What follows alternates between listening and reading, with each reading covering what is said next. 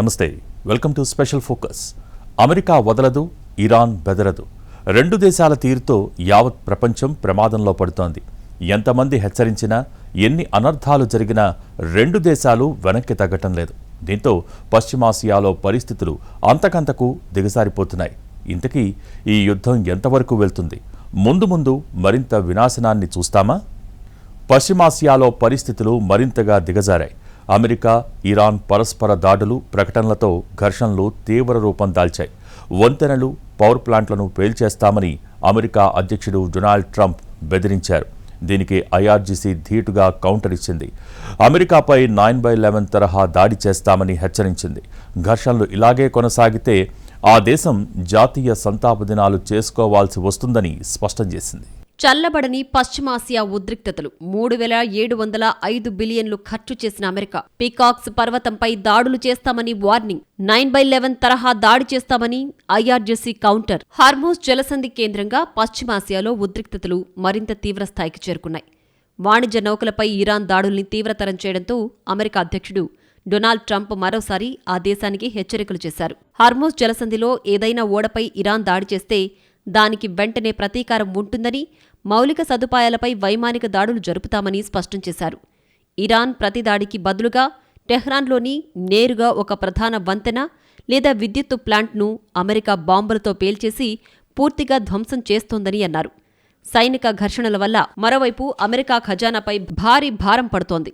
ఇప్పటి వరకు ఈ యుద్ధానికి దాదాపు $37.5 బిలియన్ ఖర్చయినట్లు US secretary of war Pete Hegseth చట్టసభలో వెల్లడించారు. భారత కరెన్సీలో చూస్తే ఇది దాదాపు 3.6 లక్షల కోట్లకు పైనే ఉంటుందని అంచనా. మే నెలలో అంచనా వేసిన $29 బిలియన్ పోలిస్తే ఇది భారీగా పెరిగింది. హర్మూజ్ జలసంధిలో ఏదైనా ఏ ఓడపై అయినా మిజైల్, రాకెట్, డ్రోన్ దాడులకు దిగితే పరిణామాలు తీవ్రంగా ఉంటాయని డొనాల్డ్ ట్రంప్ వార్నింగ్ ఇచ్చారు. హర్మూజ్లో పడవలపై ఏ ఆయుధంతో అయినా దాడి చేస్తే సహించేది లేదని స్పష్టం చేశారు. ఇరాన్ దాడులకు ప్రతిగా ఇరాన్పై విరుచుకుపడతామని హెచ్చరించింది. టెహ్రాన్ లేదా దాని సమీపంలో ఉన్న ఒక వంతెనలు, విద్యుత్ ప్లాంట్లను ధ్వంసం చేస్తామని అన్నారు. కొద్ది రోజుల కిందట యుద్ధ విరమణకు సంబంధించి కుదిరిన తాత్కాలిక ఒప్పందాన్ని లెక్క చేయకుండా ఇరు దేశాలు మళ్లీ భీకర దాడులు చేసుకుంటున్నాయి.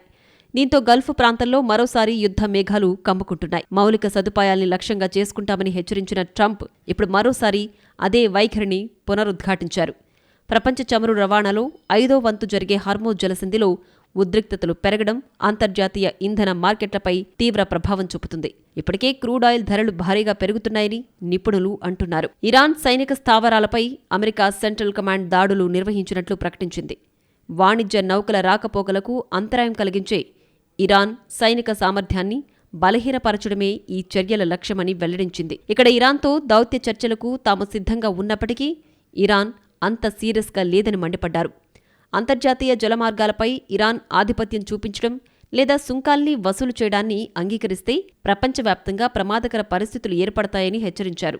ఇదే సమయంలో హర్మూజ్ జలసంధిలోని వ్యూహాత్మకంగా అత్యంత ప్రాధాన్యం ఉన్న లారక్ దీవిపై అమెరికా క్షిపణి దాడి చేసిందని ఇరాన్ ఆరోపణలు చేసింది.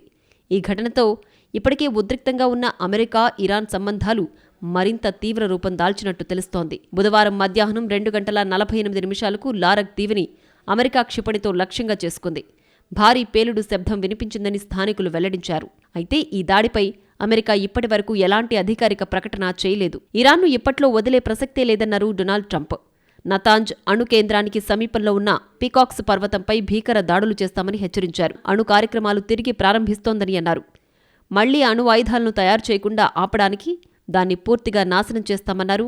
ఇప్పటి వరకు ఇరాన్పై జరిగిన దాడులు కేవలం ట్రైలర్ మాత్రమే అని, త్వరలో సినిమా చూపిస్తామంటూ వ్యాఖ్యానించారు.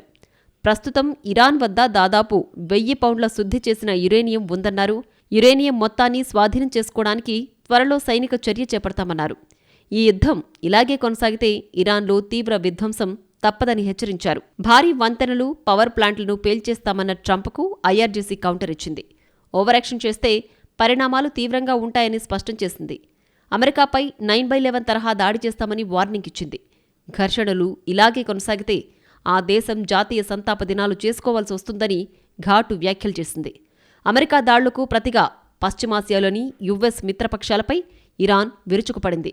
కువైట్, జోర్డాన్లపైకి డ్రోన్లు, క్షిపణులను ప్రయోగించింది. అయితే ఇరాన్ ప్రయోగించిన పలు క్షిపణులను తాము కూల్చేసినట్లు జోర్డాన్ సైన్యం తెలిపింది. ఈ క్షిపణి దాడుల వల్ల ఎలాంటి ప్రాణ ఆస్తి నష్టం జరగలేదు. మరోవైపు అమెరికా బలగాలు హర్మూజ్కు దూరంగా ఉంటేనే ఆ జలసంధి భద్రంగా ఉంటుందని ఇరాన్ స్పష్టం చేసింది. తాము చమురు అమ్మకపోతే ఇంకెవ్వరూ అమ్మలేరని వ్యాఖ్యానించింది. యెమెన్కు చెందిన హౌతీ తిరుగుబాటుదారులు సౌదీ అరేబియాపై నౌకా దిగ్బంధనం ప్రకటించింది. ఎర్ర సముద్రంలో వాణిజ్య నౌకలకు హెచ్చరికలు జారీ చేయడాన్ని అమెరికా, పాకిస్తాన్ తీవ్రంగా ఖండించాయి. ఈ చర్యలు అంతర్జాతీయ నౌకాయానానికి, ప్రపంచ వాణిజ్యానికి ముప్పుగా మారతాయని రెండు దేశాలు ఆందోళన వ్యక్తం చేశాయి. హౌతీల చర్యల వెనుక ఇరాన్ పాత్రుందని మార్కో రూబియో ఆరోపించారు. హర్మూజ్ తర్వాత ఎర్ర సముద్రంలోనూ నౌకాయానానికి ఆటంకం ఏర్పడితే ప్రపంచ ఇంధన సరఫరాపై తీవ్ర ప్రభావం పడుతుందని హెచ్చరించారు. ఇరాన్తో యుద్ధానికి భారీ బడ్జెట్ను ప్రతిపాదించింది ట్రంప్ సర్కార్. హౌస్లో బిల్లు ఆమోదం పొందినప్పటికీ సెనెట్లో దీనికి గట్టి పరీక్ష ఎదురుకానుంది.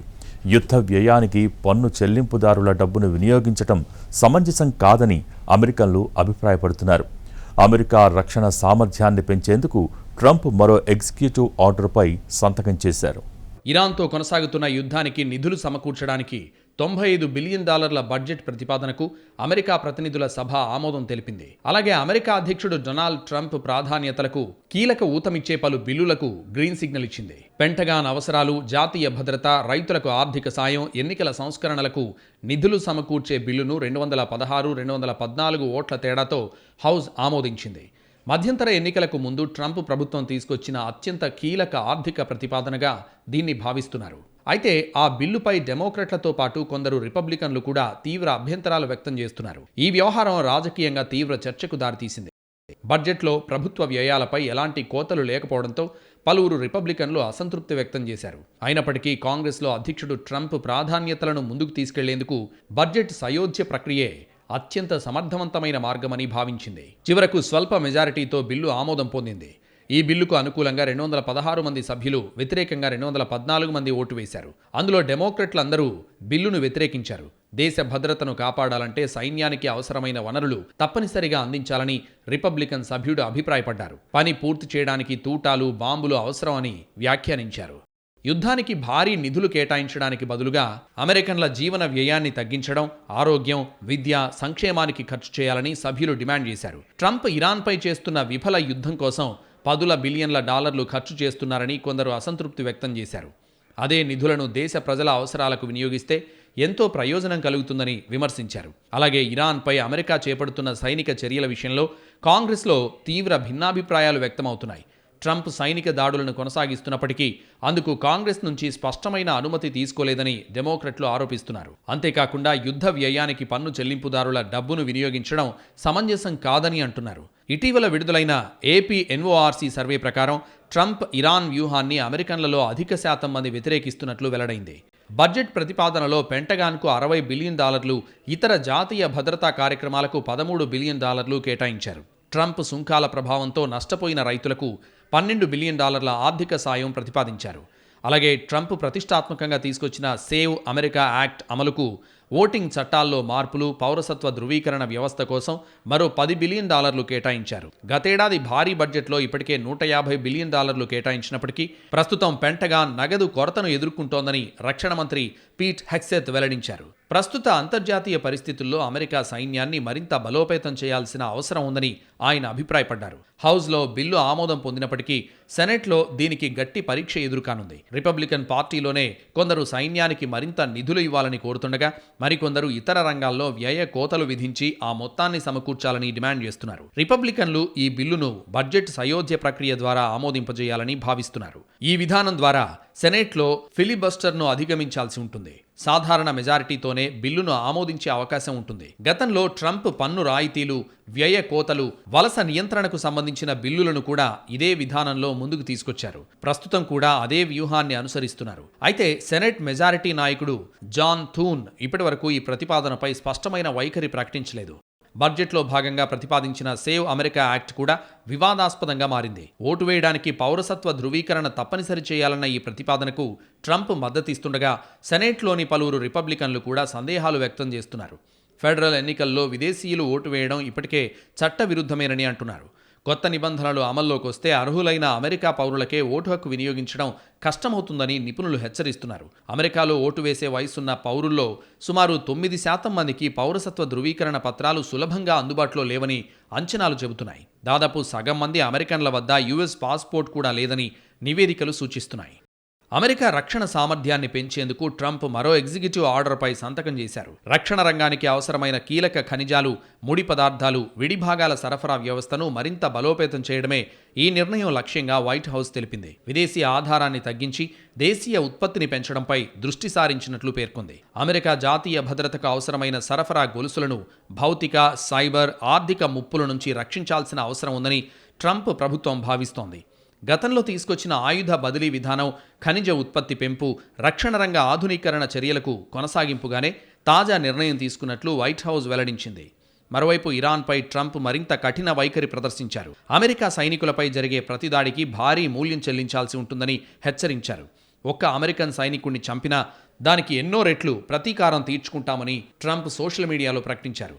ఇరాన్పై ఆర్థిక, సైనిక ఒత్తిడి పెంచే క్రమంలో అమెరికా నౌకాదళం కూడా కీలక చర్యలు చేపట్టింది. ఇరాన్ నౌకాశ్రయాల వైపు వెళ్తున్నా లేదా అక్కడి నుంచి బయలుదేరే వాణిజ్య నౌకలపై పర్యవేక్షణ కొనసాగుతోందని అమెరికా సెంట్రల్ కమాండ్ తెలిపింది. ఇప్పటివరకు 7 వాణిజ్య నౌకలను మళ్లించినట్లు, ఒక నౌకను నిలిపివేసినట్లు వెల్లడించింది. ప్రపంచవ్యాప్తంగా ఉన్న తమ దేశ పౌరులకు ప్రయాణ హెచ్చరికను అమెరికా విదేశాంగ శాఖ జారీ చేసింది. ప్రస్తుతం పశ్చిమాసియాలో భద్రత అత్యంత సంక్లిష్టంగా మారిందని, ఏ క్షణంలో అయినా ఉద్రిక్తతలు ఊహించని విధంగా మరింత పెరిగే అవకాశం ఉందని వైట్ హౌస్ స్పష్టం చేసింది. పశ్చిమాసియా పరిస్థితుల నేపథ్యంలో ముప్పు పొంచి ఉందని అమెరికా వెల్లడించింది. అమెరికన్ పౌరులు నిరంతరం స్థానిక వార్తలను ఫాలో అవ్వాలని సూచించింది. ఆయా దేశాల్లోని అమెరికా రాయబార కార్యాలయాలు, కాన్సులేట్లు జారీ చేసే తదుపరి భద్రతా సూచనలను ఖచ్చితంగా పాటించాలని ఆదేశించింది. ఇరు దేశాల సైనిక చర్యల వల్ల ఆయా ప్రాంతాల్లో విమాన సర్వీసులు పెద్ద ఎత్తున రద్దయ్యే సూచనలున్నాయని వెల్లడించింది. వైమానిక భద్రత దృష్ట్యా ఎయిర్ స్పేస్లను తాత్కాలికంగా మూసివేయడం వల్ల ప్రయాణికులు తీవ్ర ఇబ్బందులు ఎదుర్కోవాల్సి వస్తుందని హెచ్చరించింది. గతంలో పశ్చిమాసియా అవతలి ప్రాంతాలలోనూ అమెరికా దౌత్య కార్యాలయాలపై దాడులు, గత ఉదంతాలను ఈ సందర్భంగా విదేశాంగ శాఖ గుర్తు చేసింది. ఇరాన్ మద్దతు ఉన్న వివిధ ఉగ్రవాద సంస్థలు లేదా మిలిటెంట్ గ్రూపులు ప్రపంచవ్యాప్తంగా ఎక్కడైనా అమెరికన్లను టార్గెట్ చేసే ప్రమాదం ఉందని పౌరులను అలర్ట్ చేసింది. గత నెలలో అమెరికా, ఇరాన్ దేశాల మధ్య కుదిరిన ఒప్పందం పూర్తిగా విఫలమైంది. దీంతో పశ్చిమాసియాలో మళ్లీ యుద్ధ మేఘాలు కమ్ముకున్నాయి. అమెరికా సైన్యం ఇరాన్కు చెందిన పలు సైనిక స్థావరాలు, పౌర ఆస్తులను లక్ష్యంగా చేసుకుని దాడులకు దిగింది. దీనికి ప్రతిచర్యగా ఇరాన్ సైన్యం కూడా గల్ఫ్ ప్రాంతంలో మోహరించి ఉన్న అమెరికా మిలిటరీ బేస్లపై క్షిపణులు, డ్రోన్లతో ఎదురుదాడులు ప్రారంభించింది. ఈ పరస్పర దాడులతో పశ్చిమాసియాలో యుద్ధ జ్వాలలు మళ్లీ రగులుతున్నాయి. జోర్డాన్లోని అమెరికా సైనిక స్థావరంపై ఇరాన్ జరిపిన డ్రోన్, బాలిస్టిక్ క్షిపణుల దాడిలో 2 అమెరికా సైనికులు ప్రాణాలు కోల్పోయారు. దీనిపై అమెరికా అధ్యక్షుడు డొనాల్డ్ ట్రంప్ తీవ్ర దిగ్భ్రాంతి వ్యక్తం చేశారు. దీన్ని అత్యంత విచారకరమైన సంఘటనగా ఆయన అభివర్ణించారు. దేశం కోసం ప్రాణాలు అర్పించిన సైనికుల కుటుంబాలకు ఆయన సానుభూతిని ప్రకటించారు. ఇదే సమయంలో ఇరాన్ ఎట్టి పరిస్థితుల్లోనూ అణు ఆయుధాన్ని సాధించకుండా అడ్డుకుంటామని స్పష్టం చేశారు. జోర్డాన్లోని అల్-అజ్రాక్ వైమానిక స్థావరంపై ఇరాన్ సైన్యం భారీ ఎత్తున బాలిస్టిక్ క్షిపణులు, డ్రోన్లతో విరుచుకుపడింది. ఈ దాడిని తిప్పికొట్టే క్రమంలో 2 అమెరికా సైనికులు చనిపోయారు. మరో సైనికుడు గల్లంతయ్యారు. ఈ ఘటనలో మరో 4 సైనికులు గాయపడగా వారిని చికిత్స నిమిత్తం ఆసుపత్రికి తరలించారు. జోర్డాన్లో ఇరాన్ జరిపిన దాడుల్లో 2 అమెరికా సైనికులు మరణించిన ఘటనపై అగ్రరాజ్యం అమెరికా అత్యంత వేగంగా, తీవ్రంగా స్పందించింది. ఇరాన్పై అమెరికా వైమానిక దళం భీకరమైన వైమానిక దాడులను చేపట్టింది. ఇరాన్ సైన్యానికి చెందిన ఇస్లామిక్ రెవల్యూషనరీ గార్డ్ కార్ప్స్ బలగాలే లక్ష్యంగా దాడులు చేసింది. అమెరికాకు చెందిన MQ-9 డ్రోన్ ను ఇరాన్ కూల్చేసింది. ఇరాన్లోని పశ్చిమ కెర్మాన్షా ప్రావిన్స్ లో ఈ ఘటన జరిగింది. ఇరాన్ అధునాతన వాయురక్షణ వ్యవస్థ ద్వారా ఈ డ్రోన్ ను లక్ష్యంగా చేసుకుంది. ఈ వాయురక్షణ వ్యవస్థను Islamic revolutionary guard corps aerospace force నిర్వహిస్తోంది. ఇది ఇరాన్ సమీకృత వాయురక్షణ నెట్వర్క్ కు అనుసంధానించి ఉంది. ఇరాన్పై అమెరికా తిరిగి విధించిన నావికా దిగ్బంధనాన్ని యుఎస్ బలగాలు అత్యంత కఠినంగా అమలు చేస్తున్నాయి. ఈ ఆపరేషన్లో భాగంగా ఇప్పటివరకు ఇరాన్ వైపు వెళ్తున్న 5 వాణిజ్య నౌకలను అమెరికా నౌకాదళం అడ్డుకుంది. వాటిని దారి మళ్లించింది. అలాగే హెచ్చరికలను పట్టించుకొని ఓ భారీ ఆయిల్ ట్యాంకర్ను క్షిపణి దాడితో సముద్రంలోనే నిలిపేసింది. ఈ విషయాన్ని అమెరికా సైనిక విభాగం యుఎస్ సెంట్రల్ కమాండ్ తెలిపింది. అరేబియా సముద్రంలో అమెరికాకు చెందిన అత్యాధునిక యుద్ధ నౌక యుఎస్ఎస్ డొనాల్డ్ కుక్ సీహాక్ హెలికాప్టర్ల సాయంతో ఈ దిగ్బంధాన్ని పర్యవేక్షిస్తోంది. తమ ఇంధన ఎగుమతులను అడ్డుకుంటే మొత్తం గల్ఫ్ ప్రాంతానికే దాని తీవ్రత తగులుతుందని ఇరాన్ స్పష్టం చేసింది. ఇరాన్ తాజా హెచ్చరికలతో అంతర్జాతీయ ఇంధన మార్కెట్లలో వణుకు మొదలైంది. హర్మూజ్ జలసంధి గుండా చమురు ఎగుమతులకు ఆటంకం కలుగుతుందన్న ఆందోళనతో క్రూడాయిల్ ధరలు ఒక్కసారిగా భగ్గుమన్నాయి. 6 వారాల గరిష్టానికి ఈ ధరలు చేరుకున్నాయి. అంతర్జాతీయ మార్కెట్లో బ్యారెల్ ముడి చమురు ధర మళ్లీ $100 దిశగా సాగుతోంది. బ్యారెల్ ధర 1.5% పైగా పెరిగి $95 దాటింది.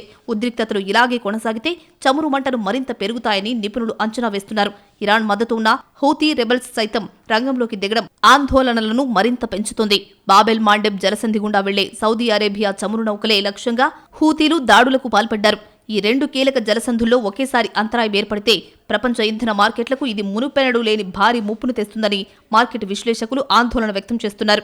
అమెరికా ఇరాన్ మధ్య జరుగుతున్న యుద్ధం ఎర్ర సముద్రానికి కూడా పాకింది. యెమెన్కు చెందిన హూతీ రెబెల్స్ ఎన్సిలియా, లైలా అనే 2 సౌదీ ఆయిల్ ట్యాంకర్లపై దాడి చేశాయి. బాబెల్ మాండబ్ జలసంధి గుండా వెళ్లే సౌదీ నౌకలపై దిగ్బంధన విధించినట్లు ప్రకటించిన హూతీలు ఈ దాడులకు పాల్పడ్డారు. ఎన్సిలియా నౌకపై గుర్తు తెలియని ప్రొజెక్టైల్ దాడి చేయడంతో మంటలు చెలరేగాయని, అయితే ప్రాణ నష్టం జరగలేదని సౌదీ వర్గాలు బ్రిటన్కు చెందిన మారిటైమ్ ట్రేడ్ ఆపరేషన్స్ సెంటర్ ధృవీకరించాయి. ఎర్ర సముద్రాన్ని గల్ఫ్ ఆఫ్ ఎడెన్తో బాలెల్ మాండబ్ జలసంధి కలుపుతుంది. ప్రపంచ వాణిజ్య రవాణాలో 12% దీని గుండా సాగుతోంది. ఇరు దేశాలు వెనక్కి తగ్గకపోవడంతో వాణిజ్య మార్గాలు మూతపడి ప్రపంచవ్యాప్తంగా పెను ఆర్థిక సంక్షోభం వచ్చే అవకాశం ఉందని విశ్లేషకులు ఆందోళన వ్యక్తం చేస్తున్నారు.